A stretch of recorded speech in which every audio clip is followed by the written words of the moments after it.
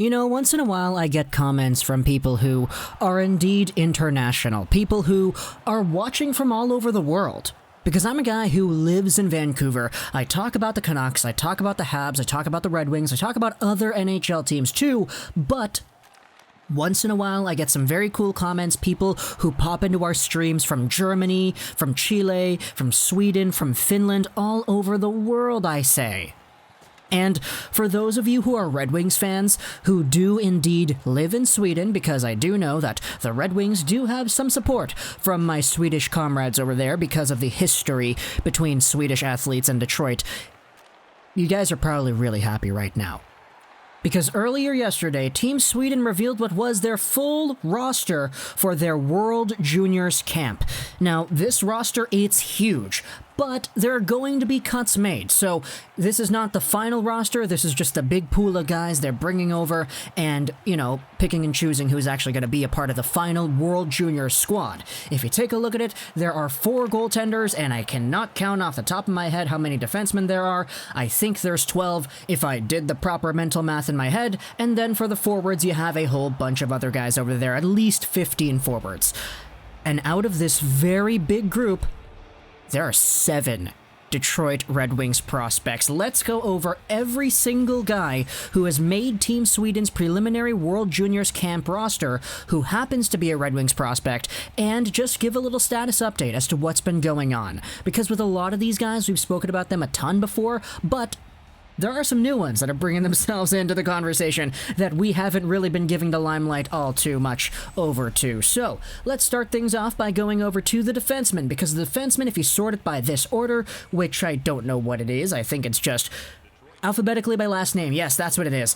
You take a look at the first guy on this list, you have Gustav Berglund, who is actually a guy whom I have not mentioned, I think, once on this YouTube channel, mostly just due to me forgetting, which I apologize for that, but hey, I'm a human too.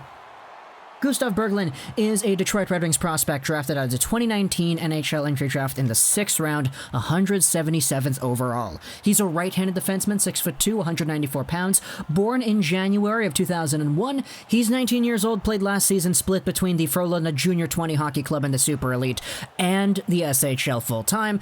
In the Super Elite, the Junior 20 League, he was at 14 points in 13 games, which was great for a guy who was indeed 18 years old, but of course he had that SHL experience too, which was very great to see. He's playing right now for the Västerås IK in the Allsvenskan, which is the 2nd-tier pro league in Sweden, with 2 points in 16 games played. He's more of an underdog to make this team, in my opinion. He's not really the big, flashy, overall, just breathtakingly, abnormally good defenseman, but he's just a guy. He's been playing well. We'll see how he does at this World Junior Camp. Next up, though, if you scroll down on the list, the next player in our crosshairs is indeed Albert Johansson. And yes, we have made a few videos talking about Albert Johansson in the past. If we go back over to his scouting report on Elite Prospects, he is a 19-year-old guy born in January of 2001, 6 feet tall, 168 pounds, a left-handed D-man who recently signed with the Red Wings but is now playing on loan with the Färjestad BK hockey team. Last season he had 13 points in 42 games. This season he's at 7 points in 20 games played. So he's on pace to beating out his points per game last season by just a little bit. He already passed his totals in terms of goals, but he's a really nice player, nice skater, very mobile, and he has some very good talent. He's been playing in the SHL for the past few seasons, so that's very good to see as a teenager. He's honestly one of the guys whom I'm expecting to make this World Juniors roster, but there are no guarantees on that front. Same thing could be said about William Wallander, an 18-year-old guy, one of the younger players, one of the only, actually, young, underage players on this D-Corps for the camp. It's William Wallander, 2nd-round pick in the 2020 entry draft by the Detroit Red Wings again. He's a big 6'4" left-handed defenseman who can absolutely skate like the wind, with or without the puck. There are some other things to work on with his game, but in terms of a ceiling, in terms of a talent level to project, this guy can become very, very good if the right things go right with his development. He's 6'4", 192 pounds, left-handed D-man, and in the most recent season of play, he suited up for the Junior 20 Super Elite, getting 24 points in 37 games played. This season, though, he's at 3 points in 14 games in the Allsvenskan, which is not terrible because he's 18 years old, playing in a top men's league. Obviously, as a defenseman who is still underage, you still have a whole bunch of time to develop in that path. Next up, though, going over onto the forwards, we have ourselves so many guys to go over here, and the first one, mentioned by name, is Albin Greva. Yes, Albin Greva, the knight in prison himself. Detroit's own version of Brad Marchand, a guy whom we've spoken about a ton on this YouTube channel. He's 6 feet tall, 187 pounds. He started to fill out that frame a little bit more. 19 years of age, born in March of 2001. He's playing so far this year in the SHL, where he's at 3 points in 16 games played. A big upgrade from what he had last season, where he had only 1 goal in 19 games, but a lot of that does have to do with opportunity. It does have to do with the fact that he's playing behind what is one of the most powerfully offensive lines in the entire SHL for the Djurgården, with Strandberg, Holtz, and Eklund. There are certainly some other very capable offensive players on this squad, so, you know, you're not really sending Greva out there to be one of those guys. But for Greva, he's got a very definable skill set. He loves getting under the opponent's skin. He loves trash talking. He loves throwing the body around. He loves being a pest. Combine this with his strong skating and the very high intensity mindset he plays with, he certainly is one of the more projectable players in the NHL as a nice bottom 6 complementary piece.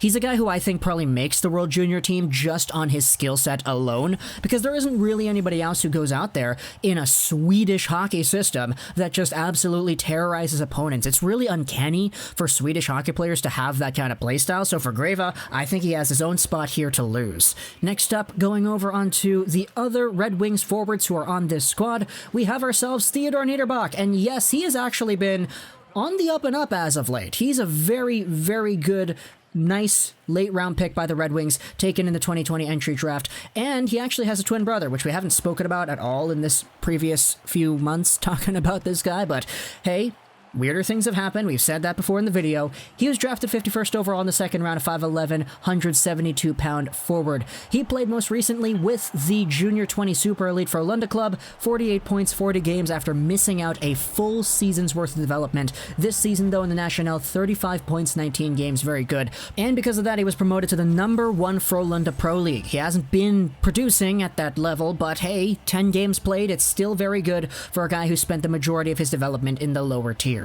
So even though he is 18 years old, there still is some room to improve, and of course, you know, he is playing with Lucas Raymond. I think they actually had some line mates time together earlier on this season, so we'll kind of follow that story as it goes along. But of course, the next player on this list, it is indeed that Lucas Raymond, a guy whom a lot of people are kind of harping on now because Alexander Holtz has more points, and I said this a few times, I'll say it again here. At the end of the day, I wouldn't be surprised if Holtz has more points than Raymond by the time their careers end. But at the end of the day as well, I think Raymond will be seen by most as the more complete, more valuable, and more desirable hockey player for the majority of teams out there. Not because he scores more points, but because everything else he does around the game is so well done. He just knows what to do. He knows how to anticipate play. He knows how to dangle guys' pants off when he wants to. He's got that Mitch Marner style. 12 points, 21 games played in the SHL this season, taking on a bigger role as a nice 18-year-old, 5'10", 180-pound right winger.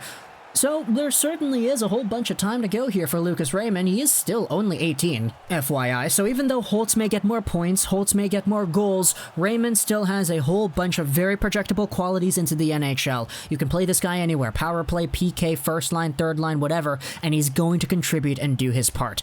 It's not a one-trick pony thing for Alexander Holtz, I will say that. There still are some very good qualities to Holtz's game. It's just the two-way package and the overall maturity in his game, I think, is what puts Raymond over Holtz for me, and it's kind of why he was taken earlier than Holtz, as he was taken 4th overall at the 2020 NHL entry draft. Next up, though, the last player on this list, we have ourselves Elmer Soderblom. Yes, indeed, it is the big giant himself. We've made, I think it was one video talking about Elmer Soderblom and the weird package that this guy has. He has a 6th-round draft pick from 2019, 6'7", 227 pounds. Oh my goodness, that is amazing. He suited up this season at a J20 level, getting a point per game over there, but he was good enough to be promoted over to the Frölunda's full-time hockey club, and he has 7 games played, 0 points. So obviously, you know, it's not amazing, but like at the same time, at least he's there. He's been playing in these SHL games, and obviously as a guy who's 6'7", there certainly is a different kind of development curve that you go with a player like this. You don't treat Elmer Soderblom in the same way you treat Lucas Raymond. You don't tell them to do the same drills and work on the same skills. It's just different. It's kind of funny because him, Niederbach, and Raymond are all playing on Frölunda, but now they all have a chance to suit up for Team Sweden at the World Juniors should they make the team. So, today we talked about Gustav Berglund, William Wallander, Albert Johansson, Lucas Raymond, Theodor Niederbach, Albin Greva, and Elmer Soderblom. Those are 7 Red Wings prospects who have made Team Sweden's preliminary World Junior Camp. If they make the team, that's going to be awesome. Imagine having 7 out of 20 guys as Red Wings property. So yeah, it's awesome to see. Obviously, I wouldn't be expecting all of them to make it, but I'm probably expecting at least half of them, if I'm going to be honest here. So talk to me in the comments what you think. How many of these Red Wing prospects do you think are going to make Team Sweden full-time at the World Juniors? Tell me what you think in the comments, and who do you think those are going to be? I hope you enjoyed this video, and bye.